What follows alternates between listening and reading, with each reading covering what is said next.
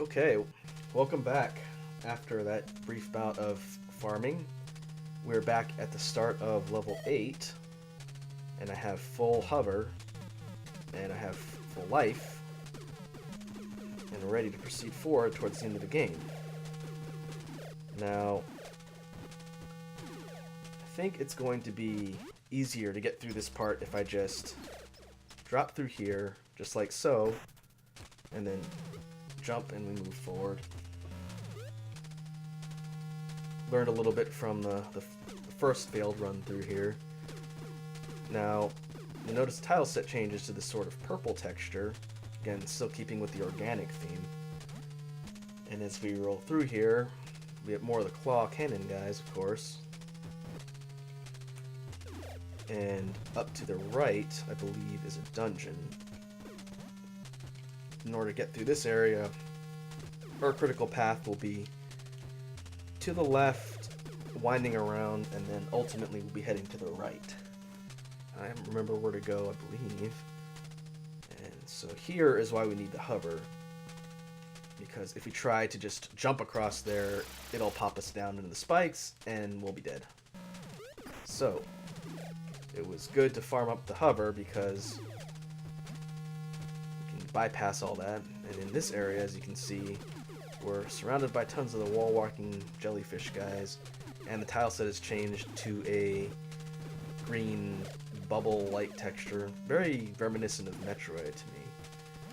And with these flying cannon guys, which drop hover, and we need to make our way down and to the right for the critical path.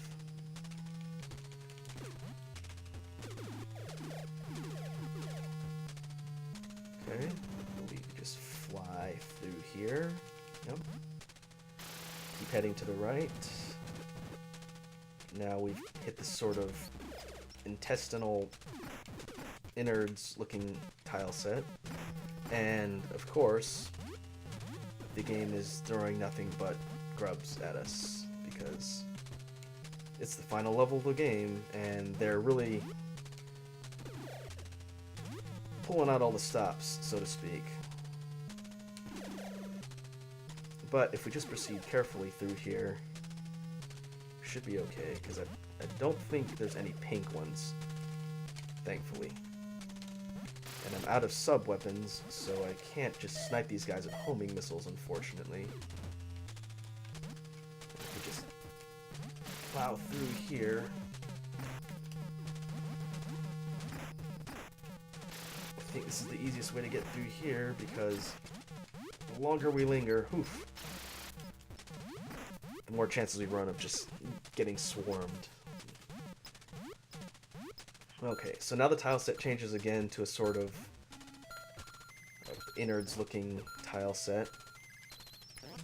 And for whatever reason in this organic creature that we're traveling through, there are mines, which doesn't make much sense, but at this point, you know, I'll believe anything with this game. So we can go to the right, which is another dungeon, or we can go to the left. This is the intestinal area, and this is the critical path. And I'm not too concerned with the dungeons at this point because I don't think a max gun is really going to matter for the boss. You just need to get there.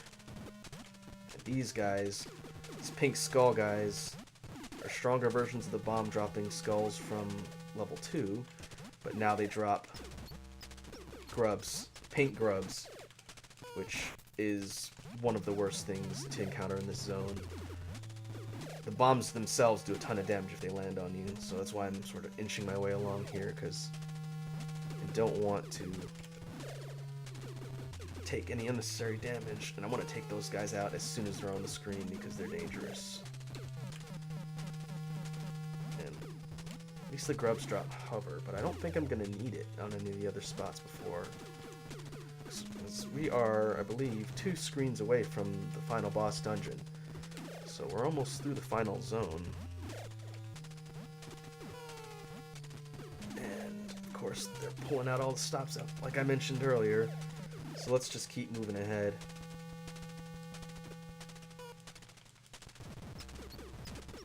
less I have to deal with all of those guys and their nonsense, the better. And little wasp guys are pretty much just free health, which is good. Oh, let's see if I can take the guy out before he gets back on screen. Yep, that's good. Ow. Okay, so now we made it here.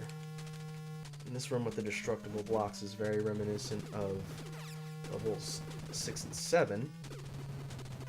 But right here is the final boss dungeon. So right away we've got a couple of these swarmer guys right in our face. But other than that, we also got the guys that go side to side like that. And there's nothing else here. And I could farm for items, but at this point I think I'm better off just taking grenades into this fight. Because I get hit once, lose my gun, and it's not really going to do much good. So we will go ahead and fight the final boss.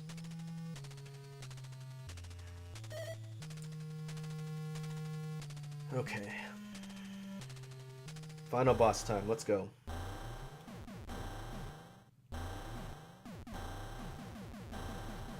So this is the Plutonium Boss.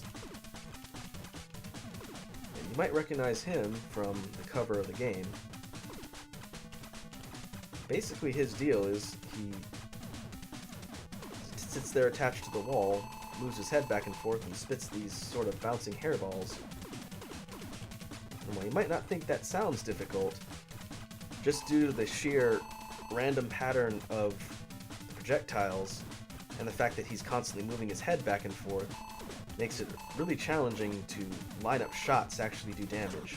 Because he only takes hits on the lower part of his jaw there. So it's a matter of waiting out for the right opportunity and then dropping the grenades on him, because that's the fastest way to damage him. And each hairball takes 2 pips. Ugh.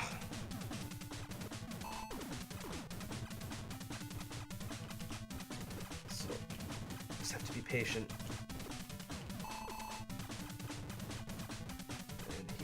He'll spit between 4 and 5 of those at any given time. So I just have to pay attention to when they despawn so I can expect the next one. Okay. Alright. True final boss time. This is the Underworld Lord. Oh. And I could have cheesed him out there, but I do want to do this fight legit. So his deal is he basically runs you down constantly while whipping at you with that weapon of his. It's sort of fast flame whip. And this in itself, just like the previous fight, doesn't seem too hard, but he's incredibly fast, and touching him does damage, as you see there. And that whip just comes out at lightning speed. So I just have to keep moving. Pay attention to where it's gonna. You see his shield is damaged there. Once he loses his shield, it means he's getting weak.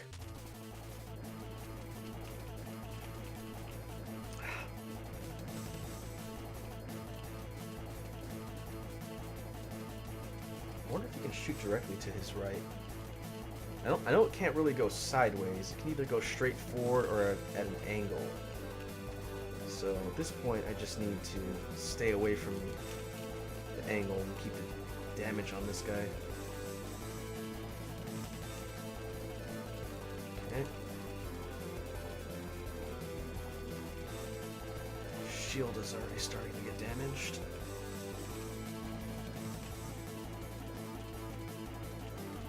Ah, man, he just tagged me at the end of it.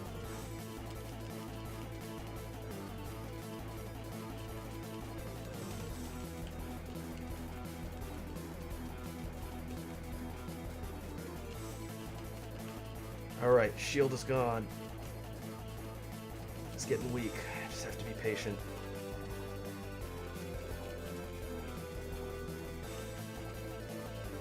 I think if I keep moving at a diagonal here, you won't be able to lock me into a corner and pin me with the weapon. Come on. Oof.